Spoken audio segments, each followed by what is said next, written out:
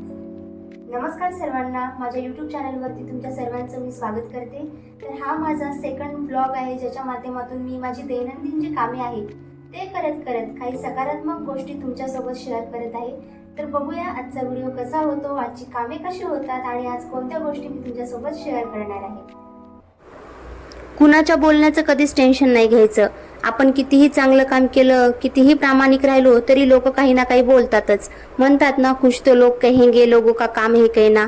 त्यामुळे प्रत्येकाच्या बोलण्याला जर आपण आपल्या मनावर घेतलं तर आयुष्यभर आपण दुखीच राहणार, कारण बोलणं हे फुकट असतं।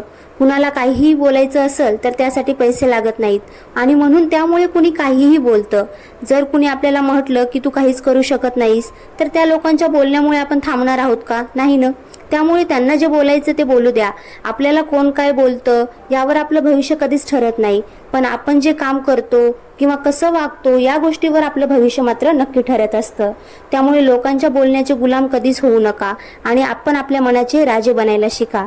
जे लोक आपल्या पाठीमागे बोलतात ना, त्यांच्याकडे तर वळून सुद्धा बघू नका, कारण पाठीमागे बोलणाऱ्यांचं कामच ते असतं, म्हणजे सतत लोकांच्या मागेच राहणं। कारण समोरासमोर काही बोलायची किंवा काही सांगायची ह्या लोकांची हिंमत नसते आणि अशा फालतू लोकांच्या बोलण्यामुळे आपण रडत बसायचं नाही।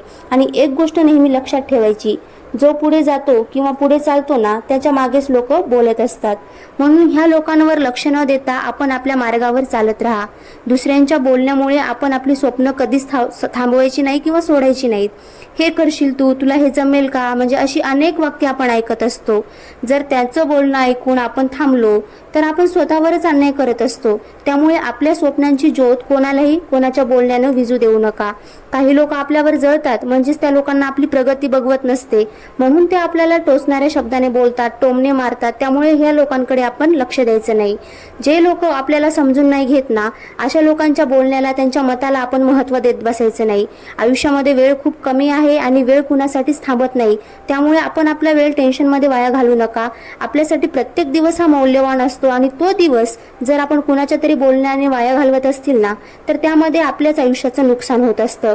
त्यामुळे रोज आपण समाधानी असायला पाहिजे, छान एन्जॉय केला पाहिजे आणि घरामध्ये आनंदी वातावरण ठेवलं पाहिजे।